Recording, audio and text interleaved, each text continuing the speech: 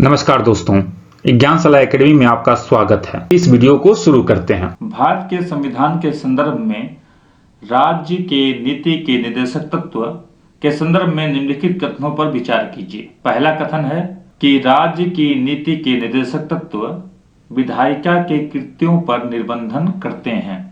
निर्बंधन करते हैं मतलब उन पे रोक लगाते हैं, बाधा उत्पन्न करते हैं। दूसरा है कार्यपालिका के कृत्यों पर निर्बंधन करते हैं, यानी कि सीमा लगाते हैं, बाधा उत्पन्न करते हैं या बंधन लगाते हैं। अब प्रश्न को देखिए, उपयुक्त कथनों में से कौन सा या कौन से कथन सही हैं। आपको सही चूज करना है। तो आप जानते होंगे कि डीपीएसपी या राज्य के नीति निर्देशक तत्वों का उल्लेख संविधान के पार्ट 4 में है और यह अनुच्छेद 36 से लेके अनुच्छेद 51 तक विस्तृत है। डीपीएसपी जो है वो आयरलैंड के संविधान से प्रेरित है। इसके माध्यम से राज्य को निर्देश दिया गया है कि नीतियों और कानूनों को प्रभावी बनाते समय इन तथ्यों को ध्यान में रखा जाए। किंतु यहाँ ध्यान दीजिएगा, यह जस्टिसिएबल नहीं है, यानी कि हम इसे किसी भी कोर्ट में चुनौती नहीं दे सकते। नॉन जस्टिसिएबल होने के चलते यह ना तो विधायिका के कृत्यों पर निर्बंधन लगाता है और ना ही कार्यपालिका के कृत्यों पर निर्बंधन लगाता है। तो इस तरह पहला कथन भी गलत होगा और दूसरा कथन भी गलत होगा। तो आंसर हो जाएगा ना तो 1 और ना ही 2। पहला विकल्प है केवल 1 गलत होगा, बी है केवल 2 ये भी गलत होगा, सी है 1 और 2 दोनों ये भी गलत होगा, डी है ना तो 1 ना ही 2 यही सही होगा आंसर। अगला प्रश्न, गांधीवाद और मार्क्सवाद के बीच एक समान सहमति पाई जाती है, यह निम्नलिखित में से कौन सी है। पहला विकल्प है एक अंतिम लक्ष्य के रूप में राज्य विहीन समाज। ये बिल्कुल सही है, क्योंकि अंतिम लक्ष्य के रूप में गांधी जी भी मानते थे कि राज्य की जरूरत नहीं है और मार्क्सवाद का भी मानना है कि अंतिम लक्ष्य के रूप में एक राज्यविहीन समाज होगा।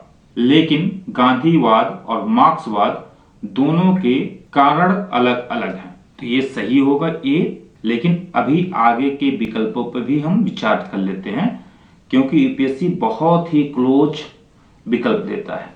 बी है वर्ग संघर्ष या मार्क्सवाद का कॉन्सेप्ट है। मार्क्सवाद में माना जाता है कि सर्वहारा वर्ग की क्रांति वर्ग संघर्ष के माध्यम से ही आएगी। वहीं गांधी इसके बिल्कुल खिलाफ हैं। वो वर्ग संघर्ष की जगह वर्ग समन्वय पर जोर देते हैं।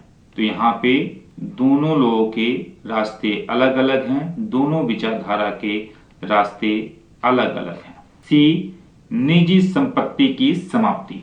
मार्क्सवाद में निजी संपत्ति की समाप्ति की बात कही गई है, किंतु गांधीवाद निजी संपत्ति की समाप्ति की बात नहीं करता। गांधी मानते थे कि लोगों के पास निजी संपत्ति होनी चाहिए, लेकिन वे उनका उपयोग एज अ ट्रस्टी के रूप में करें, यानी गांधी जी ट्रस्टीशिप की अवधारणा देते हैं।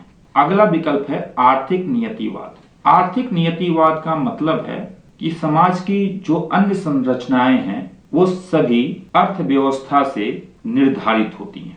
जैसे किसी क्षेत्र की राजनीति कैसे होगी या वहां की अर्थव्यवस्था निर्धारित करेगी, सामाजिक संरचना कैसी होगी वह आर्थिक व्यवस्था निर्धारित करेगी। यानी कि कुल मिलाकर यह कहा जाए कि अर्थव्यवस्था केंद्र में होता है, बाकी अन्य संरचनाएं उससे निर्धारित होती हैं। गांधी जी इसके बिल्कुल अलग विचार रखते थे। यह मार्क्सवाद का विचार तो है, लेकिन गांधीवाद का विचार नहीं है, तो ये भी गलत होगा। तो देखा जाए तो इसका आंसर ए होगा। तो आंसर हो जाएगा ए। यह प्रश्न 2020 के यूपीएससी के एग्जाम में पूछा गया है। अगला प्रश्न, भारत के संविधान के भाग 4 में अंतर्विष्ट प्रावधानों के संदर्भ में निम्नलिखित कथनों में से कौन सा या कौन से कथन सही हैं। पहला कथन है वे कोर्ट द्वारा प्रवर्तनीय होंगे, इन्फोर्सेबल होंगे, जबकि डीपीएसपी का अनुच्छेद 37 स्पष्ट रूप से कहता है कि यह कोर्ट में इन्फोर्सेबल नहीं होगा। तो पहला तो गलत होगा। दूसरा, वे किसी भी कोर्ट द्वारा परिवर्तनीय नहीं होंगे, तो बिल्कुल सही है, क्योंकि अनुच्छेद 37 कहता है कि यह किसी भी कोर्ट में इन्फोर्सेबल नहीं होगा। और अनुच्छेद 37 यह भी कहता है कि भले ही यह निर्देश कोर्ट में इन्फोर्सेबल नहीं है, लेकिन राज्य जब भी अपनी कोई विधि बनाएंगे, जब भी कोई योजना को लागू करेंगे, तब राज्य का कर्तव्य होगा कि वे अनुच्छेद 38 से लेकर अनुच्छेद 51 तक जो निर्देश दिए गए हैं उनका पालन करेंगे। और कथन 3 यही बात कह रहा है। कथन 3 को पढ़िए। इस भाग में अधिक कथित सिद्धांत राज्य द्वारा कानून बनाने को प्रभावित करेंगे, तो ये सही होगा। नीचे दिए गए कूट का प्रयोग कर सही उत्तर चुनिए। यहां पे हमेशा ध्यान दीजिएगा, कभी पूछेगा सही उत्तर चुनिए, कभी पूछेगा उस उत्तर को चुनिए जो सही नहीं है, या कभी पूछेगा गलत उत्तर को चुनिए। तो इसे बहुत ध्यान से पढ़ने की जरूरत है, विशेष रूप से जब सही नहीं पूछे तब।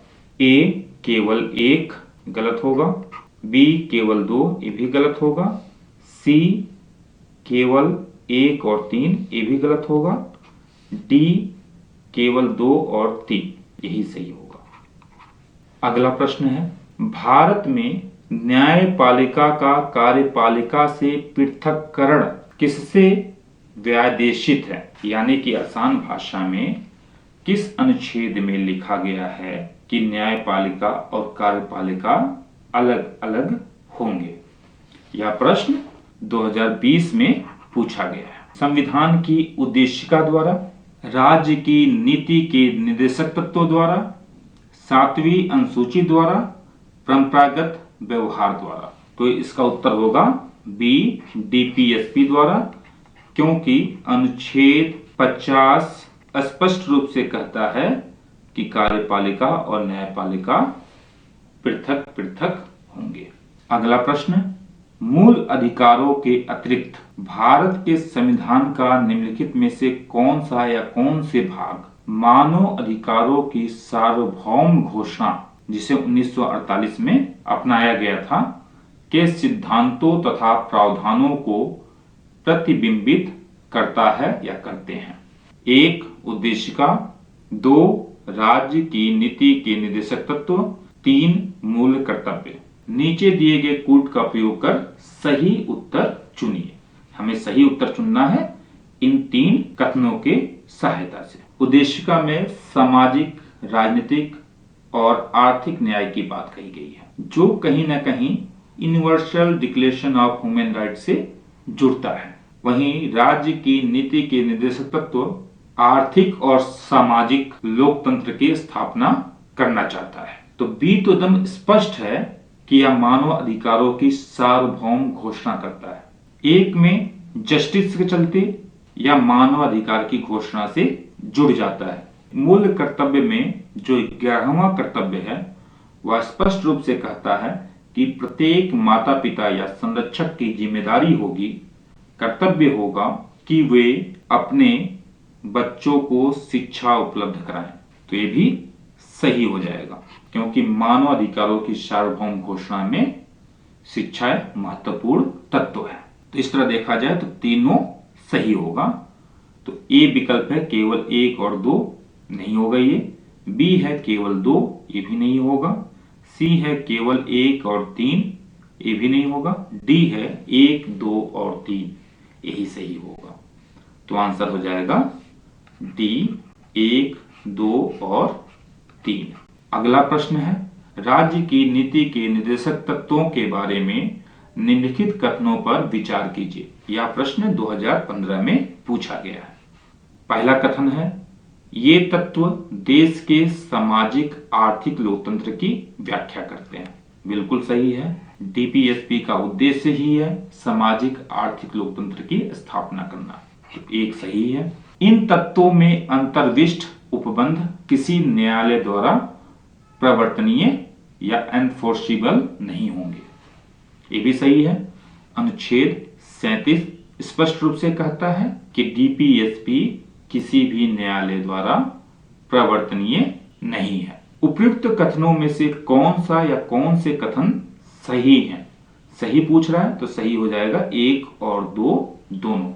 ए गलत होगा केवल 1, बी केवल 2 भी गलत होगा, सी 1 और 2 दोनों यही सही होगा, डी ना तो 1 ना तो 2 ये भी गलत होगा। तो आंसर हो जाएगा सी। अगला प्रश्न है, भारत के संविधान के अनुसार निम्नलिखित में से कौन सा देश शासन के लिए आधारभूत है? ए मूल अधिकार, बी मूल कर्तव्य, सी राज्य के नीति निर्देशक तत्व, डी मूल अधिकार तथा मूल कर्तव्य। तो इसका आंसर हो जाएगा सी राज्य के नीति के निर्देशक तत्व, क्योंकि अनुच्छेद 37 में उल्लेख है कि डीपीएसपी किसी भी कोर्ट द्वारा इन्फोर्सेबल नहीं होगा, लेकिन यह देश के शासन के लिए आधारभूत है। इसी कारण राज्य जब भी विधि बनाएगा, कोई कानून लागू करेगा या किसी योजना को लागू करेगा,